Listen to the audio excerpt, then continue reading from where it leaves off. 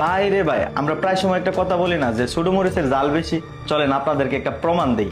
অন্তর্বর্তীকালীন সরকারকে আমি দোষ দিব না, কারণ অন্তর্বর্তীকালীন সুন্দরভাবে দেশটাকে পরিচালিত করতে চাচ্ছেন, কিন্তু এই পরিস্থিতির মধ্যে একটা দল বিএনপি এটাকে মুছে দিতে চাচ্ছে। বাংলাদেশের এই যে রাজনৈতিক জুলাই আগস্টে যে গণহত্যা চেতনা, সেটাকে তারা চাঁদাবাজি, টেন্ডারবাজি এবং খারাপ কাজ করে, কুকাজ করে সেটাকে মুছে দিয়েছে।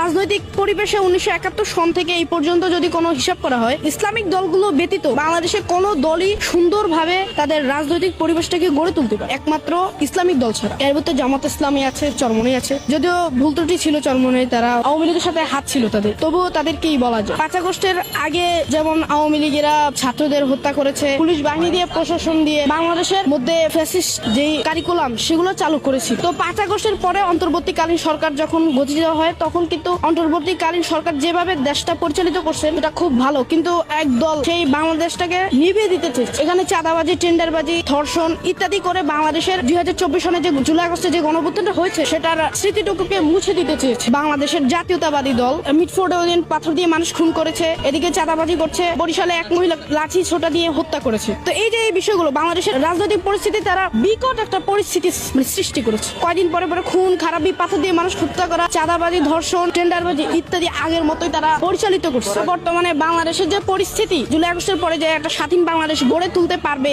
অন্তর্বর্তীকালীন সরকার, সেটাকে তারা মুছে দিতে চাচ্ছে। আমি এদিক থেকে বলবো যে বাংলাদেশ স্বাধীন হওয়ার পরেও বাংলাদেশ অনেকবার স্বাধীন হয়েছে। বাংলাদেশের মূল স্বাধীনতা ছিল 1971 পরে। 1971 সাল এই পর্যন্ত কোনো ন্যায় বিচার প্রতিষ্ঠা হয়। বাংলাদেশের বিচার বিভাগে রাজনৈতিক দলগুলোর সমস্যা এবং বাংলাদেশেরও মানুষের অনেক দোষ, এবং কি যারা দেশের জন্য দায়িত্ব নিয়েছে তারা খারাপভাবে দেশটাকে পরিচালিত করছে। বিএনপিকে দেখা গেছে, আওয়ামী লীগকে দেখছি, জাতীয় পার্টিকে দেখছি, শুধু জামাতকে দেখিনি। বাংলাদেশে 5 আগস্টের পরবর্তী এই সময় পর্যন্ত বাংলাদেশের মধ্যে বাংলাদেশ জামাত ইসলামী একটা কর্মকাণ্ড খারাপ নেই। ভাই রে ভাই, এই ছোট্ট পিচ্ছে একটা ছেলের চিন্তা ভাবনার পয়েন্ট অফ ভিউ দেখেন, মানে একদম অস্থির লেভেলের একটা বক্তব্য দিচ্ছে। আমার কাছে মনে হয়েছে যে বাংলাদেশের টপ লেভেলের বড় বড় কোনো নেতা কর্মীরা এরকম কোনো বক্তব্য দিতে পারবো না। যাই হোক, আমরা এরকম বাংলাদেশি চাই যেখানে সকল রাজনৈতিক দলের ভালো দিক এবং খারাপ দিকগুলো নিয়ে দেশের সাধারণ জনগণ যে কোনো কেউ মন্তব্য করতে পারবে, গঠনমূলক সমালোচনা করতে পারবে।